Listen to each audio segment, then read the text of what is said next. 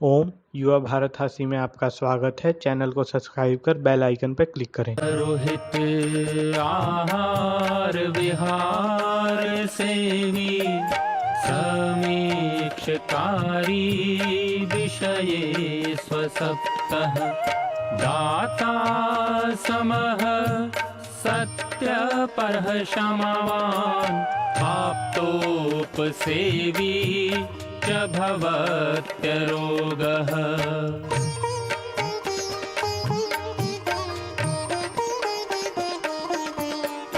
मतिर्वचः कर्म सुखानुबन्धी सत्वं विधेयं विशदा च बुद्धिः ज्ञानं तपः तत्परता च योगे यस्यास्ति तं नानुतपन्ति रोगाः।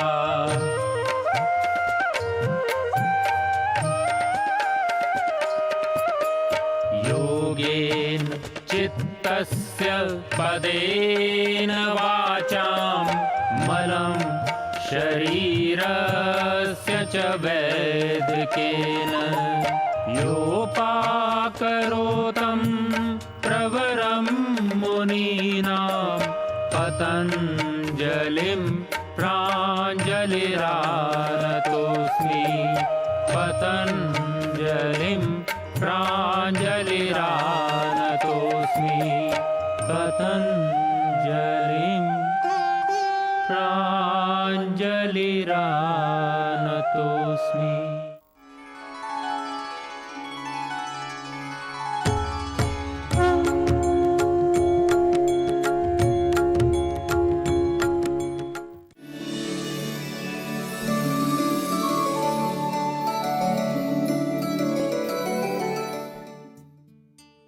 शीतकाल जैसे हमने कहा कि 6 ऋतुओं में ये ऋषियों ने हमारे स्वास्थ्य को ठीक रखने के लिए, हमारे को निरोग बनाने के लिए, कैसे हम रोगों से मुक्त हो सकते हैं, किस तरह से बीमारियों से बच सकते हैं, अनागत रोगों से बचने के लिए, आगत रोगों की निवृत्ति के लिए अलग अलग ऋतुओं के हिसाब से अलग अलग आहार विहार का ऋषियों ने वर्णन किया। आयुर्वेद दर्शन के इस कार्यक्रम में हम इन सब विज्ञान को लेकर के हम आपके मध्य उपस्थित हैं। तो आज हम चर्चा करने वाले हैं अलग अलग ऋतुओं में जो आहार विहार। हम बात कर रहे हैं शीतकाल की। शीतकाल जिसको हम हेमंत व शिशिर ऋतु कहते हैं, तो उस समय पर आहार विहार कैसा होना चाहिए। स्वास्थ्य की दृष्टि से शीतकाल को या दोनों ही जो ऋतुओं को मनुष्य के लिए सर्वाधिक सर्वोत्तम या बहुत ही अच्छी मानी गई है। इस समय शरीर सबसे अधिक बल युक्त होता है, यानी कि उस समय पर आप देखेंगे दिन छोटे होते हैं, रातें लंबी होती है और इस समय शरीर को आराम करने के साथ साथ भोजन की जो पाचन प्रक्रिया भी अधिक अनुकूलता मिलती है। इन दोनों कारण से सर्दी में अधिक पुष्टि मिलती है, यानी भूख भी लगती है। इस प्रकार पाचन शक्ति में जो भारी है गरिष्ठ आहार है, इसलिए हम लोग कहते हैं ना सर्दी में पोहा खाना है, सर्दी में तिल के लड्डू खाने हैं, सर्दी में हमको जो पकोड़े खाने हैं। सच में उस समय पर पाचन भी हो जाता है, पच भी जाते हैं। तो इस समय पर इसीलिए कहा सर्दी के समय पर हमेशा स्निग्ध चीज़ों का सेवन करना चाहिए। प्राचीन काल से हमको पता है सर्दी में बोले घी तो बोले सर्दी में तो घी तो खाना ही चाहिए, क्योंकि उनको पहले से आयुर्वेद का परंपरागत रूप से हमारी माताओं बहनों को, हमारे लोगों को पता था। इसलिए इस समय पर सर्दी में कहते हैं सर्दी में तो भूखा नहीं रहना चाहिए। सच में उपवास वगैरह ज़्यादा गर्मी में करना चाहिए, शीतकाल में ज़्यादा भूखा नहीं रहना चाहिए, रूखा सूखा भोजन भी नहीं करना चाहिए।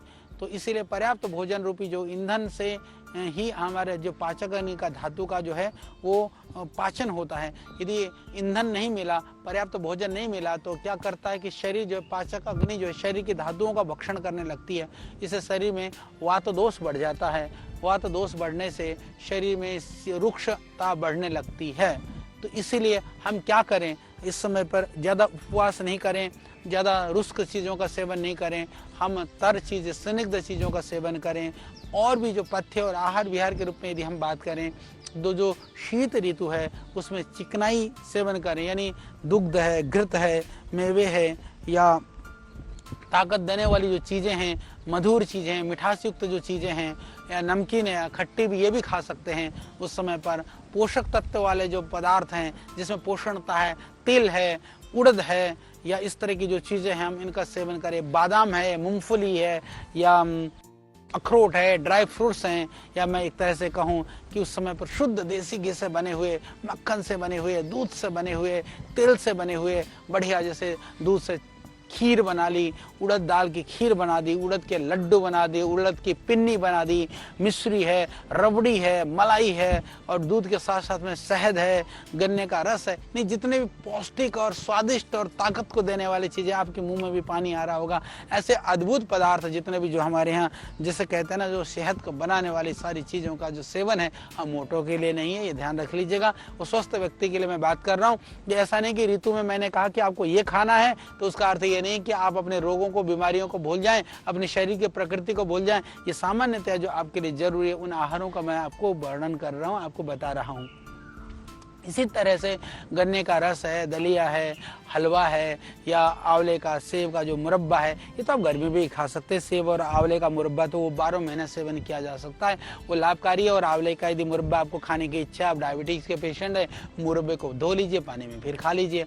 तो जैसे मैंने बताया, बाकी मेवे है, मेवे से बनी हुई चीज़ें हैं, मिठाइयाँ हैं, ये सब खा सकते हैं। हालाँकि आजकल मेवे और मिठाइयाँ बहुत अशुद्ध हैं, मावा भी शुद्ध नहीं मिलता है, वो कृत्रिम रंग डाल देते हैं, नकली मावे बना देते हैं, तो इससे तो बच करके रहिएगा, ये आपको ध्यान रखना है। यानी जिन पदार्थों का सेवन की हम बात कर रहे हैं, वो पदार्थ शुद्ध होना जरूरी है। कोई भी चीज़ है, घी है, घी तो शुद्ध होना जरूरी है। यदि कोई भी तेल है, शहद है, ये शुद्ध होना जरूरी है। मैं ये प्रामाणिकता के साथ कह सकता हूँ। कई बार कई भाई लोग पूछते हैं कि गाय की इतनी गायें, जो गाय का पतंजलि का घी आता है, मैं बताना चाहता हूँ कि भारतवर्ष के अंदर 13 करोड़ से ज़्यादा गाय हैं और पहले गाय के घी को कोई पूछता नहीं था, गाय के दूध को कोई पूछता नहीं था। पतंजलि के प्रयास से आज गाय का दूध का मूल्य भी बढ़ गया, घी का मूल्य भी बढ़ गया है। या तो हम आपको देंगे तो शुद्ध देंगे, नहीं तो हम बिल्कुल नहीं देंगे। इसलिए यदि आपको गाय का घी मिल रहा है, पतंजलि का घी मिल रहा है, तो शुद्ध होगा, नहीं तो आपको मिलेगा भी नहीं।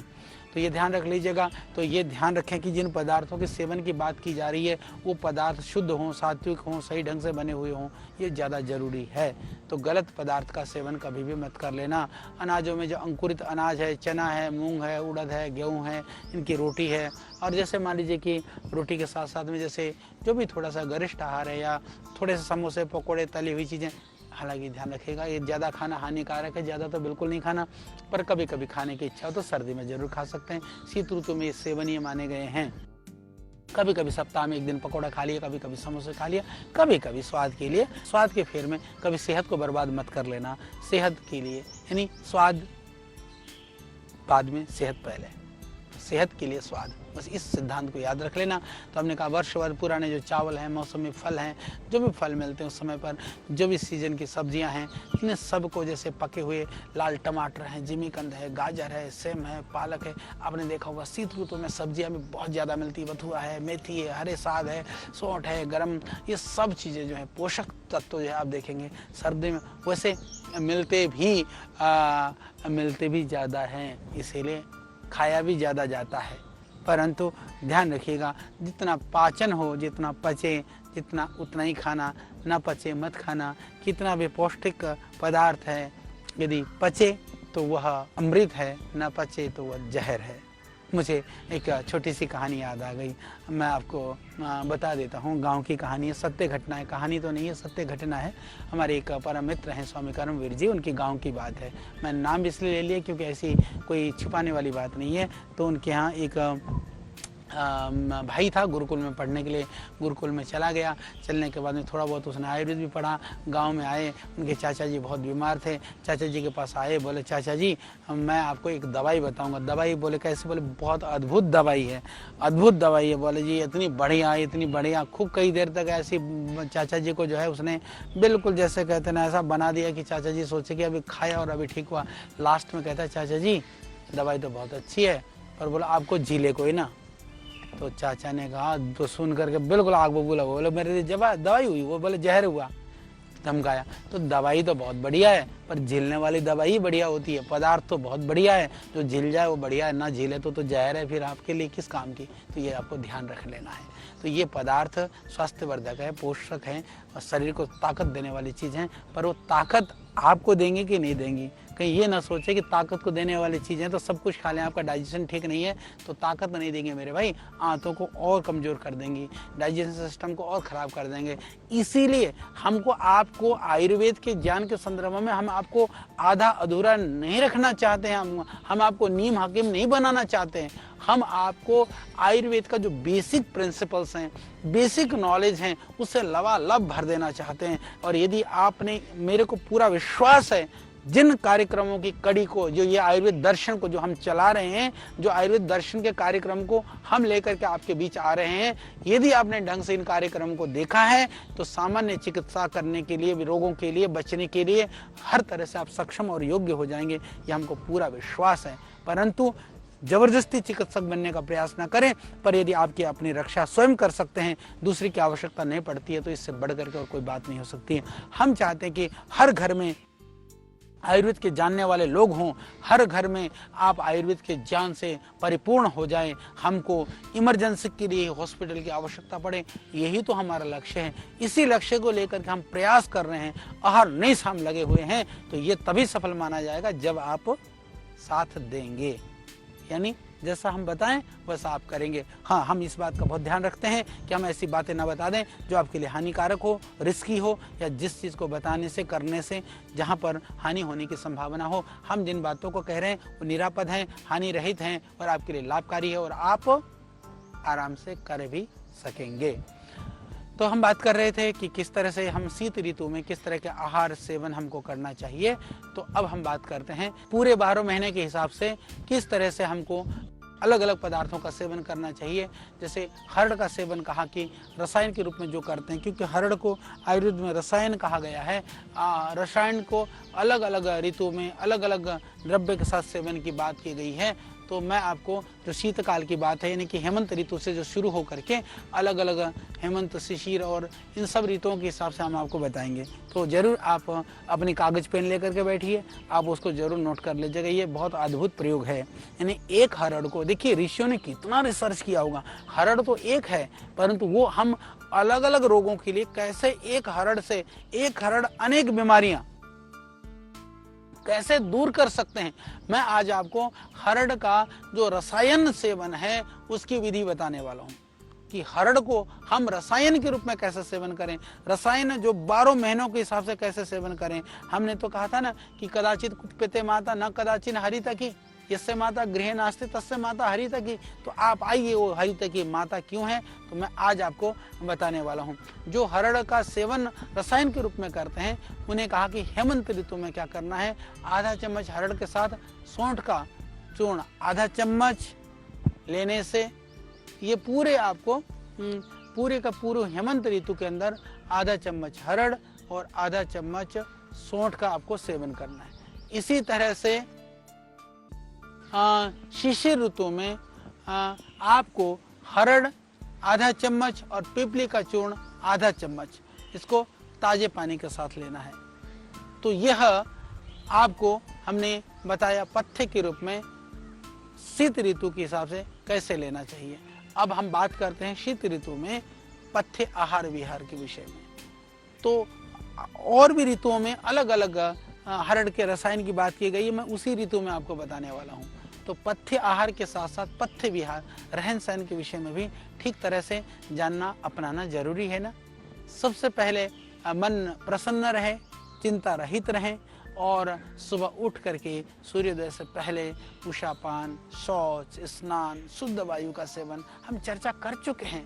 भ्रमण करें, अपनी शक्ति के अनुसार जितनी ताकत उस तरह से चलें, लौट करके आकर के थोड़ा सा विश्राम के साथ साथ में व्यायाम करें, योगासन करें। योगासन के साथ साथ जितना हो सकता है मतलब शारीरिक श्रम से न बचें, शारीरिक श्रम करें इस ऋतु में व्यायाम का, क्योंकि विशेष महत्व है। इससे बहुत लाभ होता है। इसे कहा कि शरीर हमारा बहुत बलवान होता है, सुडौल बनता है। यानी कि सर्दी का मौसम सेहत बनाने का मौसम है। सर्दी का मौसम आपके जो है ताकत को बढ़ाने का मौसम है। खाया पिया भी ठीक से पचेगा। इस समय पर तेल मालिश करें, उबटन लगाएं, सिर से लगे पैर तक खूब मालिश करें, खूब एक्सरसाइज करें, हैवी जो व्यायाम करें, यानी अतिरिक्त व्यायाम जो है। और इसके अतिरिक्त शारीरिक श्रम है, अतिरिक्त भोजन है, इसका समय है। ये शीतकाल जो होता है ये बहुत अद्भुत होता है। तो इस समय पर क्या करें, आप सरसों का तेल की मालिश कर सकते हैं, तिल का तेल की मालिश कर सकते हैं, जैतून का तेल की मालिश कर सकते हैं और नारियल का तेल का भी मालिश कर सकते हैं। इससे तेल की मालिश से जो है त्वचा सुंदर हो जाती है, निरोग बन जाता है और इसके अलावा जो फोड़े हैं, फुंसियाँ हैं, ये सब नष्ट हो जाते हैं। और तेल में थोड़ा सा कपूर मिला करके मालिश करें तो जो स्किन की प्रॉब्लम है या दर्द वगैरह है उसमें भी आराम मिलता है। और मालिश के बाद में उबटन कहा, हमारे यहाँ मालिश अलग उबटन अलग, यानी कि जो उद्वर्तन कहते हैं आयुर्वेद के अंदर, वह भी कर सकते हैं। ये ज़रूरी है और ये थोड़ा ध्यान रखने की आवश्यकता है। बहुत अद्भुत मौसम होता है सर्दी का मौसम, परंतु इस मौसम में ठंड लगने से जुकाम, बुखार या निमोनिया जैसा भी होने की संभावना रहती है। सर्दी में जो स्किन है थोड़ी रूखी हो सकती है, थोड़ी ठंडी हो सकती है, फिर वायु से खांसी, श्वास, जोड़ों का दर्द, खुजली हो सकता है। इसलिए ठंडी हवा से थोड़ा बच करके रहना चाहिए, थोड़े कपड़े पहन करके रहना चाहिए। और ताप वाले फैशन के चक्कर में आप उघड़े ना घूमिए, और फैशन के चक्कर में कहीं शादी ब्याह पार्टी में भी जाना हो तो फिर भी थोड़ा मेरा निवेदन है ढक करके जाएं। विशेष करके माताएं बहनें वस्त्र पहन करके जाएं। भाई लोग भी ज़्यादा फैशन में ना रहें, ताप वाले स्थान पर रहिए। थोड़ा सा गर्म, जहाँ पर धूप हो, जहाँ पर अग्नि हो, ताप हो, उसका करें। और एक बात ध्यान रख लीजिए, एक निवेदन और भी है, गर्मी में ठंड होती है परंतु सारे खिड़की दरवाजे बिल्कुल बंद करके ना रहें, उससे भी बीमारियां हो जाती हैं। इसलिए मेरा निवेदन है कि थोड़ा सा, और हीटर वगैरह चलाते हैं तो सावधानी से करें, पूरा बंद न रखें। कभी कभी उससे सफोकेशन हो जाता है, ऑक्सीजन ख़त्म हो जाता है। और हमने ऐसा देखा है कि लोगों ने हीटर और ब्लोअर चला दिया या अंगीठी चलाई और कई लोगों की डेथ भी हो गई। तो अंगीठी में क्योंकि उस समय पर ऑक्सीजन पूरा ख़त्म हो जाता है, कार्बन डाइऑक्साइड बच जाता है। तो ऐसी लापरवाही, ऐसी भारी गलती मत करना। थोड़ी सी हवा आने जाने के लिए जगह छोड़ देना, जिससे थोड़ी सी फ्रेश हवा भी कमरे में आती रहे। उस समय पर गर्म कपड़े हैं, रजाई, कंबल, सूती, सब तरह के उन्हीं वस्त्रों को पहनना, ओढ़ना, ये सब हम जानते हैं। सर्दी के लिए इसलिए कपड़े भी ज़्यादा रखने की ज़रूरत पड़ती है। और बिस्तर वगैरह पर भी थोड़ा सा अच्छी तरह से गर्म कपड़ों से बिछा करके रख लें। तो जैसे कि कहा शास्त्रों में, अग्नि सेकना, धूप सेकना, ये लाभकारी है, तो ध्यान रख लीजिएगा। बहुत छोटी सी बात है पर बड़ी बात है, पर मैं बता देना चाहता हूँ। धूप के लिए हमेशा कहा, सूर्य को जब आप सूर्य के धूप में बैठें तो कभी भी मुँह धूप की तरफ करके कभी ना बैठिए। ये बड़ी बात है, क्योंकि मुँह धूप की तरफ करके बैठेंगे, सूर्य की जो किरणें हैं वो आपके आँखों में आएंगी, आँखों को नुकसान पहुँचाएंगे। इसलिए धूप सेकने के लिए हमेशा कहा, धूप सामने से कभी नहीं सेकना चाहिए, यानी कि सूर्य की तरफ हमेशा पीठ कर करके बैठना चाहिए। और ध्यान रख लेना, सूर्य की तरफ तो पीठ करना है पर आँख के सामने मुंह कर लेना है, यानी कि सामने की ओर मुंह करना है। क्योंकि कभी कभी ऐसा ना हो जाए गलती से आँख के सामने पीठ करके बैठ गए और पता चला कि जल भुन गए। और आँख की जो निकलने वाली जो रोशनी होती है वो आँख को थोड़ा नुकसान भी कम करती है, जितने कि सूर्य की कुआं नुकसान करता है। और दूसरी बात, जो कमरा जो है गर्म करने के लिए, जैसे हमने कहा ना, रूम हीटर वगैरह जो भी आप चलाते हैं उसमें थोड़ा सा ध्यान रख लेना। आपने को थोड़ा सावधानी पूर्ण ढंग से आपको रखना चाहिए। और जो गृहस्थी हैं, जो शादीशुदा हैं, जो सपत्नीक हैं, वह अमर्यादित ना हो। रात को सोते समय दूध है, मिश्र पदार्थों का सेवन जरूर कर लेना, ये बहुत ज़रूरी है। अब हम बात कर रहे हैं इस समय पर शीत ऋतु में हमको क्या नहीं खाना है, क्या खाना है, क्या करना है, ये मैंने आपको बता दिया। अब क्या नहीं खाना है, क्या नहीं खाना सर्दी में भाई, हल्के रूखे, जो वायु को बढ़ाने वाले, कड़वे, तीखे, कसाए, खाद्य, ये बासी, ठंडे, ये आइसक्रीम वगैरह, इतना आजकल तो फैशन हो गया। सर्दी में भी भाई लोग आइसक्रीम खाते हैं। सर्दी में ब्याह में जा रहा है, रात का, सर्दी का मौसम, रात का समय, फिर भी आइसक्रीम पेल रहे हैं, तो भाई तुम बीमार नहीं होगा तो कोई पड़ोसी थोड़ी ना होगा। तो ये छोटी छोटी बातें, क्योंकि इस बार हमने सोच लिया कि आपको पूरा आयुर्वेद सिखा करके छोड़ना है, तो रात को आइसक्रीम नहीं खाना।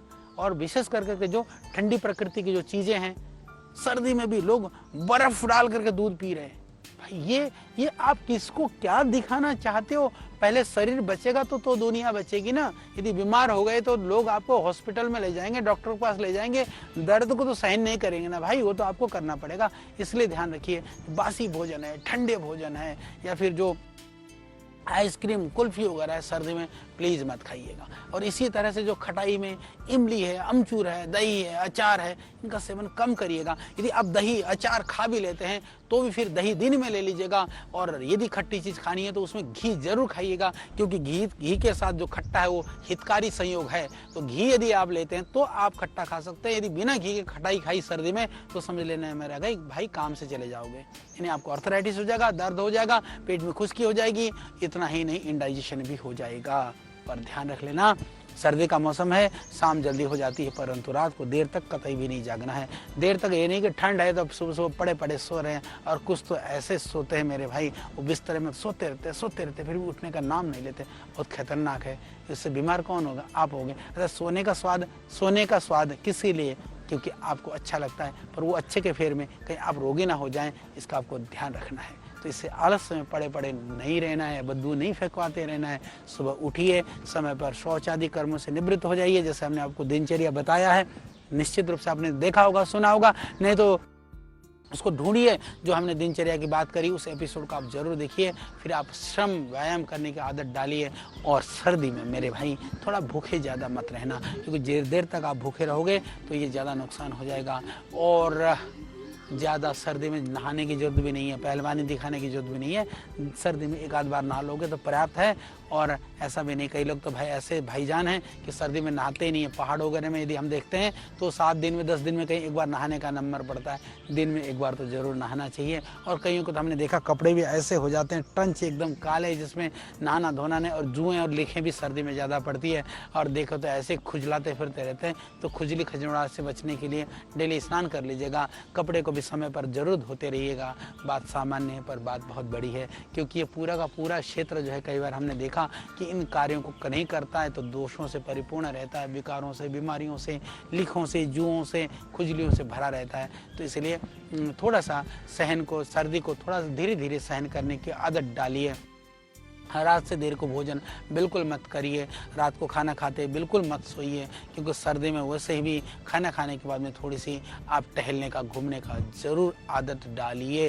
ये बहुत ज़रूरी है, इन सब चीज़ों से बच करके रहिए। मैंने आपको सर्दी के अंदर हमने आपको बताया कि किस तरह से इन शीतकाल के समय पर आपको ध्यान रखने की आवश्यकता है, सर्दी में किस तरह के आहार लेने की आवश्यकता है, इस सर्दी में किस तरह से आपको सेहत बना करके आप रख सकते हैं, ये मैंने आपको बताया है। हम बात कर रहे थे शीत ऋतु को। शीत ऋतु के विषय में हमारे शास्त्रों में, जैसे मैंने बताया आपको कि जैसे हमने षड ऋतुओं की बात की, तो शीत ऋतु में दो, हमारे यहाँ शीतकाल में 2 ऋतुएं होती हैं। शीतकाल अर्थ मतलब हेमंत ऋतु और शिशिर ऋतु शीतकाल के अंतर्गत आते हैं। यानी एक तरह से आप समझिए कि उस समय पर नवंबर से लेकर के लगभग मार्च तक, यानी कि जब पूरा सर्दी का समय होता है उस समय पर ये दोनों ही ऋतु आते हैं। इन दोनों ऋतुओं के विषय में हमने सारी चर्चाएं करी, और आपने देखा होगा कि दोनों ऋतुओं में लगभग मौसम, क्योंकि नवंबर के बाद में आप देखते हैं नवंबर, दिसंबर, जनवरी, फरवरी, ये 4 महीने तो लगभग एक ही तरह का मौसम रहता है। तो इन मौसम को हमने जैसे कहा कि हेमंत ऋतु में तब दक्षिणायन में सूर्य पहुंच जाता है, तब औषधियाँ हैं, आहार द्रव्यों में स्निग्धता है, मधुर रस है, पौष्टिकता आती है। इस ऋतु में शरीर में दोषों का संचय अल्प मात्रा में होता है। शिशिर ऋतु में सूर्य के उत्तरायण होने से, क्योंकि यहाँ पर आप देखेंगे सर्दी ऋतु में थोड़ा सा समय शरीर दक्षिणायन में रहता है, थोड़े से समय पर उत्तरायण में रहता है। तो यानी उत्तरायण और दक्षिणायन का ये बीच का काल है, यानी कि उस समय पर जो आदान काल के कारण वातावरण में रुक्षता, शीतलता होती है, वनस्पतियों में शीतलता, भारीपन हो जाता है, शरीर में कफ का संचय होता है। इसीलिए शिशिर ऋतु और हेमंत ऋतु दोनों ही समय पर आहार विहार करते हुए ठंड से बचाव रखना चाहिए। शीतल हल्के रुक्ष पदार्थों का सेवन, जैसे मैंने आपको बताया, उपवास हमको कम करना चाहिए, और इस तरह के पथ्य और अपथ्य के आहार विहार करते हुए शीत ऋतु में इतनी शक्ति एकत्र की जा सकती है कि पूरे साल भर हम रोगों से बच सकें। ये बड़ी बात है। इसलिए जो हेमंत और शिशिर है, इन ऋतुओं को शक्ति संचय का काल भी कहा गया है। यानी कि इस समय पर हम सर्दी में इतनी शक्ति का संचय कर लें, इतने अपने अंदर रोग प्रतिरोधक क्षमता की वृद्धि कर लें कि बाकी सारे जो महीने हैं, सारे ऋतुएं जो है वह आराम से कट जाए। इसके लिए ये बहुत ही महत्वपूर्ण है। आपने जो शीत काल है, यानी शीतकाल, शीत ऋतु मतलब हेमंत और शिशिर ऋतु है, इसके विषय में हमने आपको बताया। और आगे जो हमारी 4 ऋतुएं बची हैं उनके विषय में हम चर्चा करेंगे। तो इन ऋतुओं में शीत ऋतु जो है, शीत काल में अपने आप को शक्तिशाली, सामर्थ्यशाली बनाइए, शक्ति को एकत्रित करिए। उसके लिए जब सर्दी का महीना शुरू हो, भाई पहले से तैयार हो जाइए। बहुत जरूरी है शरीर को ठीक करना, सेहत को बनाना। तो सेहत का खजाना शीत ऋतु का समय हमारे लिए बहुत ही महत्वपूर्ण है।